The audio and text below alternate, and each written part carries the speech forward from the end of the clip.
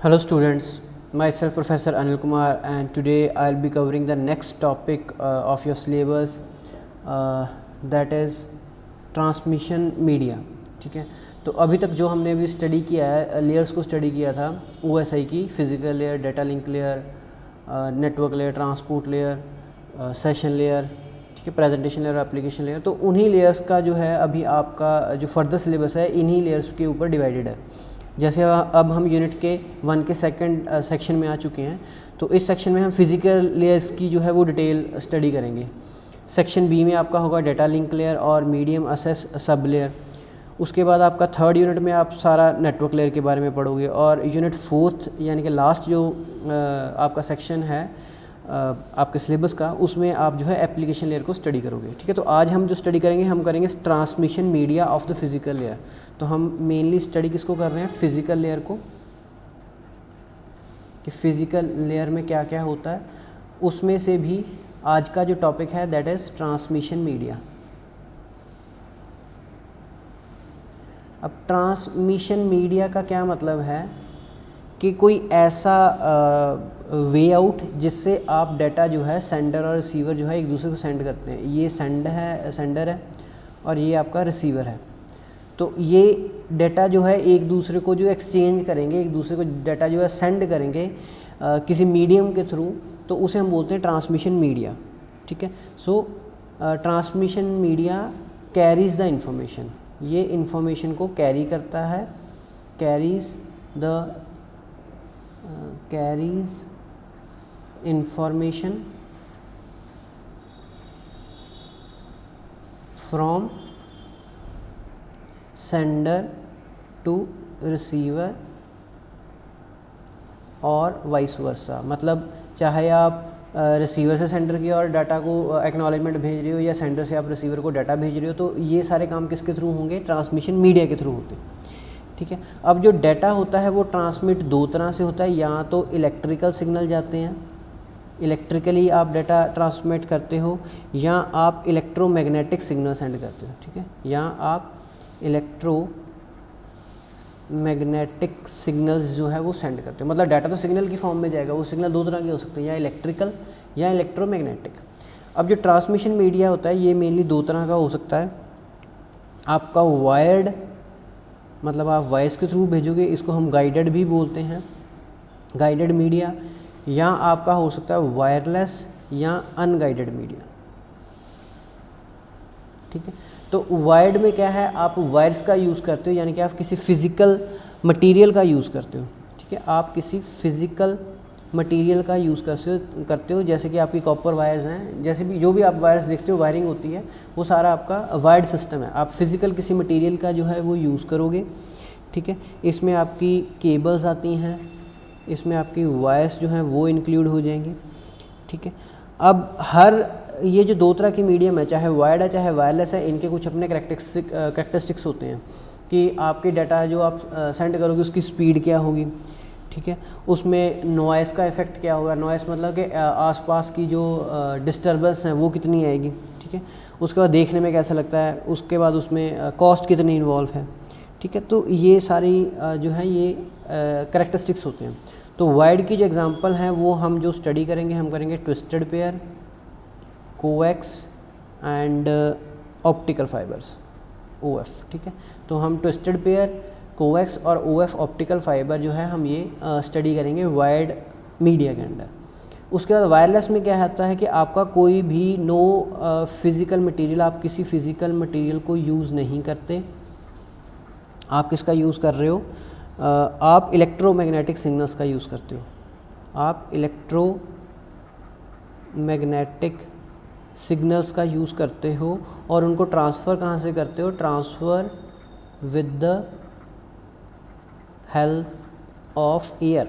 आप हवा की मदद से जो है इलेक्ट्रोमैग्नेटिक सिग्नल्स को भेजते हो। जैसे आपका वायरलेस है, जब आप ब्लूटूथ यूज़ करते हो, या आप आजकल जो आप यूज़ करते हो हॉटस्पॉट ऑन करके डाटा इधर उधर शेयर करते हो आप शेयर इट के हेल्प से, तो वो सारा किया वो क्या है, वो आपका वायरलेस मीडिया है। उसमें आपको फिज़िकल डिवाइस नहीं यूज़ करें, आपस में कनेक्शन बनाने के लिए आपका जो सिग्नल है वो एयर में जो है हवा में ट्रांसफ़र होता है। ठीक है, तो अगर आपकी जो डिवाइस है वो सिग्नल को रिसीव करने के लिए कैपेबल है तो जो आपकी डिवाइस है वो डाटा जो है वो रिसीव कर लेगी, ठीक है। जैसे पुराने फ़ोन थे वो इंफ्रारेड पे चलते थे, उसके बाद ब्लूटूथ पे आ गए, अभी तो क्या है आप वाईफाई को सीधा जो है डायरेक्टली यूज़ कर लेते हो, ठीक है। तो आज के ज़माने में हम ज़्यादा जो है वायरलेस के ऊपर ध्यान दे रहे हैं। जैसे आप घरों में भी पहले ब्रॉडबैंड कनेक्शन लगा करते थे, तो आजकल ब्रॉडबैंड कनेक्शन तो लगते हैं पर साथ में हम जो मॉडेम लेते हैं वो हम वाईफाई ही लेते हैं कि हमें वायरलेस कनेक्शन ही चाहिए, ठीक है। तो वाईफाई की फुल फॉर्म होती है वायरलेस फिडेलिटी, ठीक है। तो आप वायरलेस कनेक्शन जो है वो आजकल ज़्यादा पॉपुलर हैं और इनको जो है लोग ज़्यादा प्रेफरेंस दे रहे हैं। अब जब हम डेटा सेंड करते हैं, ठीक है, तो कुछ फैक्टर्स जो हैं कुछ इन्वॉल्व किए जाते हैं। कुछ फैक्टर्स जो हैं ट्रांसमिशन के दौरान जो इन्वॉल्व होते हैं वो कौन कौन से हैं। पहला तो है बैंडविड्थ। बैंडविड्थ को आप ऐसा समझिए कि जैसे आप की जो सड़कें हैं वो कितनी चौड़ी हैं। जैसे गांव के लिए सड़कें आपकी और तरह की होती हैं, थोड़ा साइज़ उनका स्मॉल होता है। एट ए टाइम एक ही जो है आपकी व्हीकल जाता है, दूसरे व्हीकल को अगर निकलवाना है 4 व्हीलर व्हीकल को तो आपको जगह देनी पड़ती है, तो वहाँ पे बैंडविड्थ कम है। अगर आप मेन रोड पे आए तो वहाँ पे बैंडविड्थ ज़्यादा है, ठीक है। अगर आप हाईवे पे चले जाओगे, ठीक है, जैसे आपके जो 2 वे होते हैं कि आपको जाने के लिए अलग सड़कें दे रखी होती हैं, आने के लिए अलग दे रखी होती है, तो वहाँ पे बैंडविड्थ और ज़्यादा है। तो बैंडविड्थ का मतलब क्या है कि आपको कैपेसिटी कितनी दे रखी है सिग्नल को कैरी करने के लिए। Capacity given to carry a signal, एक सिग्नल को कैरी करने के लिए आपको कितनी कैपेसिटी दे रखी है उसको हम बोलते हैं बैंडविड्थ, ठीक है। सेकंड आती है रेडिएशन, ठीक है। रेडिएशन का मतलब क्या है कि आपका जो रेडिएट का मतलब होता है वैसे सिग्नल से निकलना, ठीक है। तो यहाँ पर भी सेम मतलब है कि आप सिग्नल को किसी मीडियम के ऊपर सेंड कर रहे हो तो क्या वो सिग्नल एज इट इज़ ही चले जाएंगे जहाँ पे आपने भेजने हैं, जो वो थोड़े बहुत लॉस्ट भी हो जाएंगे इधर उधर, ठीक है। यानी कि वो जो है सिग्नल लीकेज ऑफ सिग्नल आप बोल सकते हो कि लीकेज ऑफ सिग्नल कितनी है, ये फैक्टर का भी हमें ध्यान रखना पड़ता है जब आपने ट्रांसमिशन मीडिया को जो यूज़ करना है, ठीक है। तो कौन सा ट्रांसमिशन मीडिया यूज़ करेंगे आप बैंडविड्थ के बेस पे चूज़ कर सकते हो या रेडिएशन के बेस पे चूज़ करते हो। या एक आती है noise absorption. Noise absorption, noise absorption का मतलब क्या है कि आपकी नॉइस कितनी वो एब्जॉर्ब कर सकता है। नॉइस का मतलब क्या है, जैसे आपने देखा होगा कभी आप फ़ोन कॉल करते हो किसी बंदे को तो आपकी वॉइस जो क्लियर नहीं आती, बीच में शां शां ऐसे अलग सी आवाज़ आती रहेगी, ठीक है, उसे हम नॉइस बोलते हैं। यानी कि अनवांटेड सिग्नल्स बोल सकते हो आप, ठीक है। अनवांटेड सिग्नल्स या distortion of signals, distortion of signals कि आपका या तो ओरिजिनल सिग्नल टूट गया है या उसमें जो है कोई और आपको अलग से एक्स्ट्रा नॉइस आपको सुन रही है जो आपकी रिक्वायरमेंट नहीं है, जो आपको रिक्वायर्ड नहीं है। लास्ट होता है आपका अटेन्यूएशन। अटेन्यूएशन होता है लॉस ऑफ एनर्जी, ठीक है। लॉस ऑफ एनर्जी का क्या मतलब है, जैसे आपने देखा होगा कि जो आपकी ब्लूटूथ की है वो रेंज होती है 10 मीटर की, ठीक है। जब आपके मोबाइल्स पास में होते हैं तो वो डाटा ज़्यादा रिसीव करते हैं। अगर वो 10 मीटर तक होंगे तो डाटा रिसीव करेंगे, अगर 10 मीटर से बाहर ही चले जाओगे तो फिर तो आप डाटा रिसीव ही नहीं कर पाओगे। तो वो क्यों है, बिकॉज ऑफ अटेन्यूएशन। मीन्स जब आपका सिग्नल ट्रैवल करता है तो जब ट्रैवल करता है तो वो थोड़ी देर बाद उसकी जो पावर है वो कम होनी शुरू होती है, जो एनर्जी उसकी कम होनी शुरू हो जाती है, ठीक है। ये नॉर्मल है कि जब भी आप किसी चीज़ को ट्रैवल कराते हो तो थोड़ी देर बाद उसकी एनर्जी जो वो कम होनी शुरू हो जाती है। That is loss of energy, उसकी ऑटोमेटिक होती है डिपेंडिंग अपॉन एनवायरनमेंट के ऊपर। जैसे अभी सिग्नल को आप बोलोगे कि ये दीवार के थ्रू निकलेगी तो उसमें लॉस ऑफ एनर्जी जल्दी हो जाएगी। अगर वो वैक्यूम में जाएगी तो उसकी लॉस ऑफ एनर्जी कम होगी। अगर वो एयर में जाएगी तो लॉस ऑफ एनर्जी थोड़ी ज़्यादा हो जाएगी। मतलब आप सिंपल भाषा में समझ सकते हो, जितनी फ्रिक्शन होगी, जितना उसको रोकने के लिए आगे कुछ सिग्नल्स पड़े हुए हैं या कोई और चीज़ें पड़ी हुई हैं तो उतना लॉस ऑफ एनर्जी जो वो जल्दी होता है, ठीक है। तो उसे हम बोलते हैं अटेन्यूएशन। तो ये 4 फैक्टर्स का हम ध्यान रखते हैं जब भी हमने किसी ट्रांसमिशन मीडिया को जो है वो डिसाइड करना होता है कि हमने कौन सा ट्रांसमिशन मीडिया जो है यूज़ करना है। तो अब हम सबसे पहले स्टडी करेंगे वायर्ड मीडिया या इसको हम बोलते हैं गाइडेड मीडिया, ठीक है। तो इसकी 3 टाइप्स हैं जो हमने स्टडी करनी है। पहली है आपकी ट्विस्टेड पेयर, उसके बाद आपकी आएगी कोएक्स, ठीक है, कोएक्सियल केबल इसको फुल फॉर्म है इसकी। लास्ट में आएगी आपकी ऑप्टिकल फाइबर, ठीक है। तो सबसे पहले हम स्टडी कर लेते हैं ट्विस्टेड पेयर को कि ट्विस्टेड पेयर क्या होती है, उसके क्या क्या फीचर्स होते हैं या उसकी क्या क्या उसमें फैक्टर्स जो है इन्वॉल्व हैं। ठीक है, तो ट्विस्टेड पेयर में क्या होता है, नॉर्मली इसकी जो डायग्राम है वो कुछ इस तरह से बनती है, इसलिए इसको ट्विस्ट कहते हैं। ये वाला जो नॉर्मल घरों में वायर्स होती हैं वो ट्विस्टेड पेयर्स ही उनको बोला जाता है। इस तरह होती है आपकी वायर। ठीक है, तो इसके ऊपर जो है ये आपकी वायर्स है कॉपर वायर, इसके ऊपर जो प्लास्टिक मटेरियल जो है वो इसके ऊपर लगा हुआ होता है। ठीक है, इस तरह ये मैं एक के ऊपर आपको कवरिंग करके बता रहा हूँ, दूसरे के ऊपर भी आप ऐसे कवर कर लोगे। तो ये वाला जो हिस्सा है ये क्या है आपका प्लास्टिक का, और जो सेंटर में सिंगल सी वायर है वो आपकी कॉपर वायर होती है। ठीक है, तो इसे हम बोलते हैं ट्विस्टेड। अब ट्विस्ट क्यों, ट्विस्ट मतलब होता है ऐसे मोड़, ट्विस्ट का मतलब होता है मोड़। तो इसमें देखिए बहुत सारे जो मोड़ हैं ये बने हुए हैं, इसलिए इसको बोलते हैं ट्विस्टेड पेयर। और आपस में इन्होंने ट्विस्ट कर रखा होता है, एक दूसरे को ऐसे बल मार रखे होते हैं। ठीक है, तो ये दो जो वायर्स होती हैं ये मोस्टली 1 मिलीमीटर थिक होती हैं, यानी कि ये इनकी जो मोटाई है वो 1 मिलीमीटर की होगी। उसके बाद ये जो दो होती हैं इनको, अब ये टेक्निकल लैंग्वेज में आपने कैसे बोलना है, it has plastic insulation. Plastic insulation मतलब इस कॉपर वायर को आपने प्लास्टिक के साथ जो है इसको ढका हुआ होता है। इंसुलेट का मतलब होता है कि इसमें से जो सिग्नल लॉस है वो कम से कम हो और जो करंट है वो बाहर ना आए, इसलिए इंसुलेशन वर्ड यूज़ किया जाता है। ठीक है, अब ये जो फॉर्म है इसको हम पंजाबी में तो बोल देते हैं कि बड़ पिया होया, बट आप इंग्लिश में इसको बोलेंगे it has a helical structure. इसको हम हेलिकल स्ट्रक्चर बोलते हैं कि ये हेलिकल स्ट्रक्चर को जो है ये फॉलो करती हैं। ठीक है, उसके बाद क्या होता है कि अगर आपने कभी इलेक्ट्रिक का काम देखा होगा तो उसमें क्या होता है, सिग्नल हमेशा एक वायर में होता है, दूसरी वायर में सिग्नल नहीं होता। ठीक है, करंट नहीं होता। तो उसका रीज़न क्या है, इसमें भी सेम ही है कि 1 वायर जो है कैरी सिग्नल, दूसरी में जो सिग्नल नहीं होता। ठीक है, अगली हम किसके लिए यूज़ करते हैं, ग्राउंड रेफरेंस के लिए। अब इसका मतलब क्या है ये मैं आपको क्लियर करता हूँ। ये किसके लिए यूज़ होती है, ग्राउंड रेफरेंस के लिए। ग्राउंड रेफरेंस मतलब बाहर से कोई नॉइस आ गई उसको कंट्रोल करना, या आप आसपास कोई इलेक्ट्रिकल या मैग्नेटिक फील्ड बन गया तो उसको ख़त्म करने के लिए।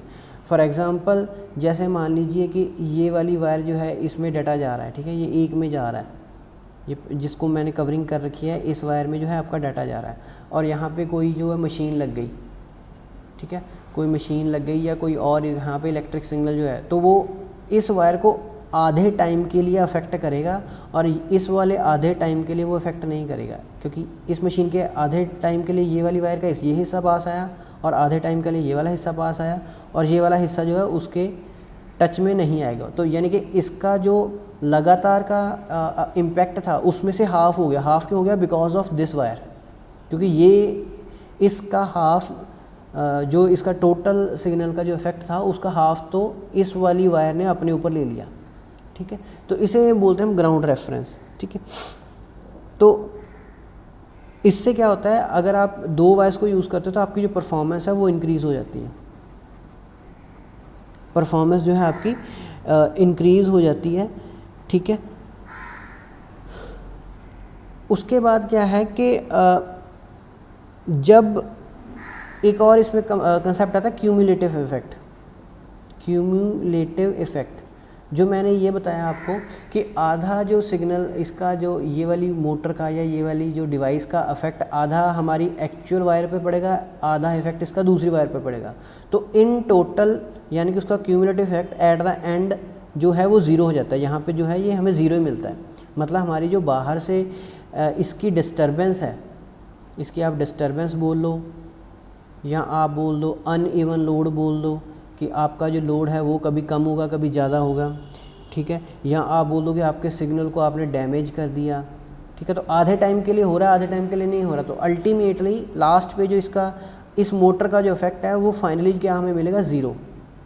ठीक है, this is because of only this helical shape. ये हेलिकल शेप के लिए ही है, बिकॉज ऑफ हेलिकल शेप है ये। ठीक है, तो आपको रिसीवर साइड पे जो सिग्नल एक्चुअल था वही रिसीव आप करोगे, एक्चुअल सिग्नल ही यहाँ पे ये रिसीव होगा। इसमें कुछ भी मॉडिफिकेशन या प्रॉब्लम जो है वो नहीं आएगी। ठीक है, because of this helical structure. उसके बाद इसका एक प्रॉपर्टी होती है गॉज, ठीक है। गॉज का मतलब कहता है कि आपका ये ना आपकी फ़िज़िक्स की टर्म्स है एक्चुअल में, जिन्होंने आपका नॉन मेडिकल पहले स्टडी किया होगा उनको ये चीज़ें थोड़ी आसानी से समझ आ जाएंगी। जैसे ये गॉज होती मेजरमेंट एक्चुअल में। आप जब वायर की मेजरमेंट करते हो ट्विस्टेड पेयर की वायर्स की, तो आप मेजरमेंट हमेशा जो गॉज में करते हो कि आपका जो कंडक्टर है बीच में कॉपर वायर है उसकी थिकनेस कितनी, उतनी उसकी मोटाई कितनी है, तो वो आप गॉज से मेजर करते हो। गॉज एक एक्चुअल में उनके पास डिवाइस सा होता है, उसके थ्रू वो मेजर करते हैं, ठीक है। अब इनका जो मेन आपने याद रखनी होती है फ्रिक्वेंसी रेंज, कि इसकी फ्रिक्वेंसी रेंज कितनी है, ठीक है। तो इसकी जो फ्रिक्वेंसी रेंज है वो आपकी आएगी 100 हर्ट्ज़ टू 5 मेगा हर्ट्ज़। ये आपको याद रखना पड़ेगा कि इसकी फ्रिक्वेंसी जो है 100 हर्ट्ज़ टू 5 मेगा हर्ट्ज़ तक होती है, ठीक है। और ये यूज़ कहाँ होती है? अभी जो आपका टेलीफोन सिस्टम में जो वायर्स होती हैं वो आपकी ट्विस्टेड पेयर होती हैं, ठीक है। इनका जो डिस्टेंस है वो लिमिटेड है, मतलब कुछ लिमिटेड डिस्टेंस तक ही ये डेटा को जो है वो ट्रांसफ़र कर सकते हैं, उसके बाद ये नहीं कर सकती। इन्हें हम इनसिक्योर भी बोलते हैं, ठीक है। इन्हें हम इनसिक्योर मीडियम भी इन्हें कहा जाता है, बिकॉज इसमें क्या है, टैपिंग करनी आसान है। टैपिंग का मतलब होता है कि इसमें से डाटा चुराना या इसको ब्रेकआउट करना, या आप कह सकते हो कि इसमें कोई और वायर का कनेक्शन दे दो तो वहाँ से आधा सिग्नल ये इधर को भेज देगा, आधा अपने पास रिसीव कर लेगा, मतलब जो डाटा ट्रांसफ़र हो रहा है उसको आप भी सुन सकते हो, ठीक है। तो नॉर्मली ये टेलीफोन लाइंस के लिए यूज़ होती हैं।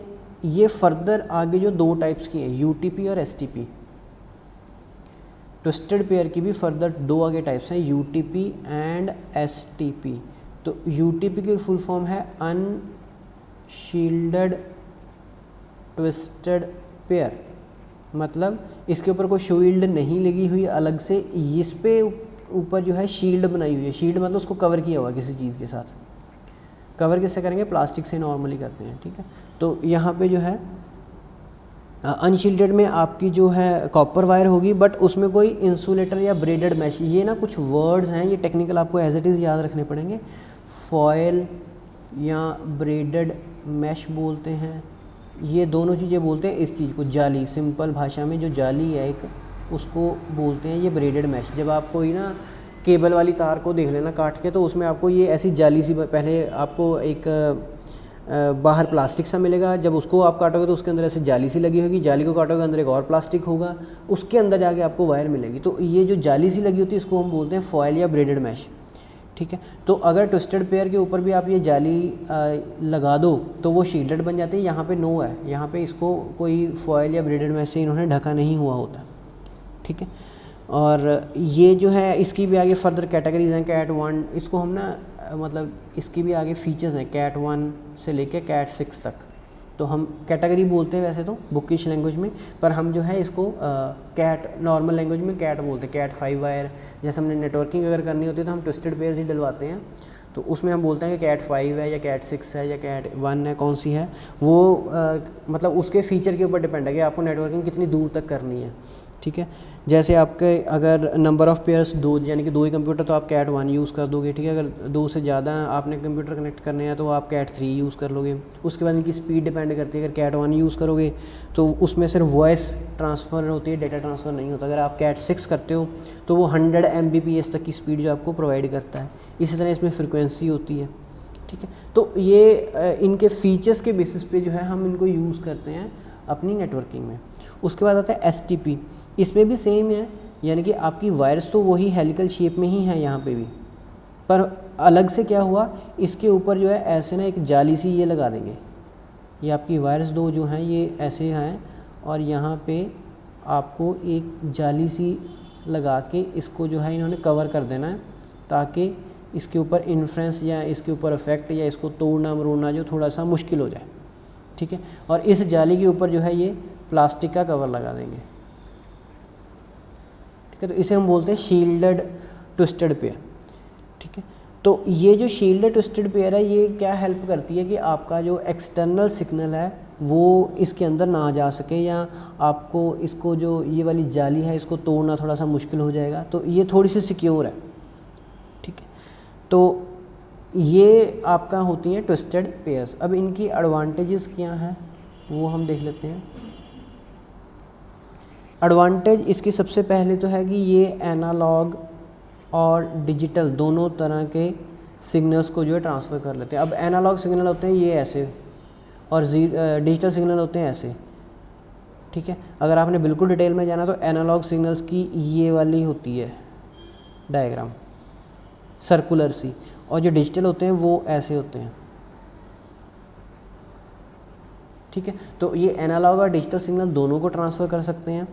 सेकंड, इनको इम्प्लीमेंट करना इजी है, इजी टू इम्प्लीमेंट, ठीक है। थर्ड आपका आएगा, ये सबसे कम खर्चे वाली वायर्स हैं, ठीक है, लेस एक्सपेंसिव, ये इनकी एडवांटेज होगी। और इसके डिसएडवांटेजेस क्या होती हैं,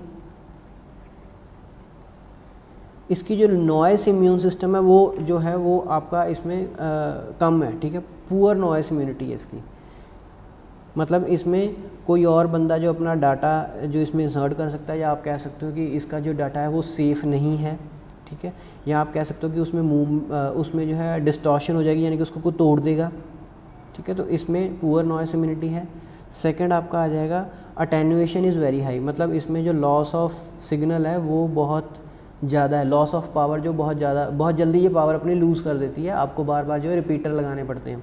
रिपीटर भी आपने देखा होंगे, आपके जो केबल का कनेक्शन होते हैं उसमें भी वैसे डिवाइसेस ही लगी हुई होती हैं, उनको रिपीटर बोलते हैं, ठीक है। उन्होंने क्या लगा रखा होता है कि यहाँ से सिग्नल पीछे से आया, वो अभी तक उसकी जो पावर है कमज़ोर हो चुकी है, तो रिपीटर क्या करता है उसकी पावर को फुल करके दोबारा आगे सेंड कर देता है। तो अटेन्यूएशन इसमें कम है, यानी कि आपको ज़्यादा जो है रिपीटर्स लगाने पड़ेंगे। उसके बाद इसकी लो बैंडविड्थ है, आप ज़्यादा डाटा नहीं सेंड कर सकते क्योंकि हमने इसकी स्टडी की, इसकी फ्रिक्वेंसी जो है वो कम होती है, ठीक है। और फोर्थ, लो सिक्योरिटी, इसमें जो सिक्योरिटी है वो भी आपकी कम है, ठीक है। और इजी टू ब्रेक, आप बोल सकते हो कि इसको आप आसानी से जो है तोड़ भी सकते हो, ठीक है, it is easy to break. तो ये थी ट्विस्टेड पेयर। तो आज के लिए आप सिर्फ ये देखिए कि ट्रांसमिशन मीडिया क्या होता है, what are its types. It is of two types, guided और unguided. Guided means wired, unguided mean wireless. उसके बाद आपको जो गाइडेड है उसकी हम 3 टाइप्स पढ़ेंगे, ट्विस्टेड, कोएक्स और ऑप्टिकल फाइबर। आज के लिए हमने से स्टडी की है ट्विस्टेड। तो ट्विस्टेड में क्या है, नॉर्मली 2 वायर्स होती हैं जो आपस में ट्विस्ट किए रखी होती है, जिसको हम टेक्निकली बोलते हैं हेलिकल स्ट्रक्चर। दोनों वायर्स में से सिर्फ एक वायर जो है वो अपना सिग्नल लेके जाती है, दूसरे से ग्राउंड रेफरेंस के लिए लगाया जाता है। ग्राउंड रेफरेंस मतलब इन केस आपको कहीं से डिस्टर्बेंस आ रही है तो वो वायर के आधे रास्ते में अप्लाई होगा, आधे रास्ते में अप्लाई नहीं होगा। तो at the end of the receiver side you will receive the actual signal, it won't get affected, उसमें कोई इफेक्ट नहीं पड़ेगा, ठीक है। तो उसके बाद इसकी फ्रिक्वेंसी रेंज जो है ये आपको याद रखनी पड़ेगी, 100 हर्ट्ज़ टू 5 मेगाहर्ट्ज़। तो ये टेलीफोन सिस्टम में हम यूज़ करते हैं। इसका जो डिस्टेंस है वो लिमिट है कि मतलब लिमिटेड डिस्टेंस तक ही डाटा ये ट्रांसफ़र कर सकती है, ठीक है। इसकी फर्दर 2 टाइप्स हैं, यूटीपी यानी कि अनशील्डेड ट्विस्टेड पेयर, जिसमें कोई भी फॉयल या ब्रीडेड मैश नहीं लगी होती। शील्डेड ट्विस्टेड पेयर, जिसमें फॉयल या मैश जो लगी होती है। यूटीपी की फर्दर 6 कैटेगरीज हैं, उनके भी अलग अलग फीचर्स हैं, डिपेंडिंग अपॉन फीचर्स हम किसी को यूज़ करते किसी को नहीं करते। एडवांटेज ट्विस्टेड पेयर की आ जाएगी, आपका ये एनालॉग और डिजिटल सिग्नल दोनों को ट्रांसफ़र कर देता है, आप ईजी से इनको इम्प्लीमेंट कर सकते हो, इसमें खर्चा कम। डिसएडवांटेजेस इसकी कुछ ज़्यादा हैं कि आपकी नॉइस इम्यूनिटी कम है, यानी कि आपको डिस्टर्बेंस इसमें ज़्यादा मिलेगी। लॉस ऑफ अटेन्यूएशन ज़्यादा है, यानी कि लॉस ऑफ डाटा ज़्यादा है, तो आपको हो सकता है रिपीटर ज़्यादा लगाना पड़े, जो आपके डिस्टेंस जहाँ आपको लिमिटेड रखना पड़ेगा, ठीक है। बैंडविड्थ, आप ज़्यादा डाटा भी नहीं एट ए टाइम भेज सकते। सिक्योरिटी भी इसमें कम है और इसको आसानी से आप तोड़ सकते हो। I hope these concepts are clear to you. In the next lecture we will study coax and optical fibers. Thank you very much.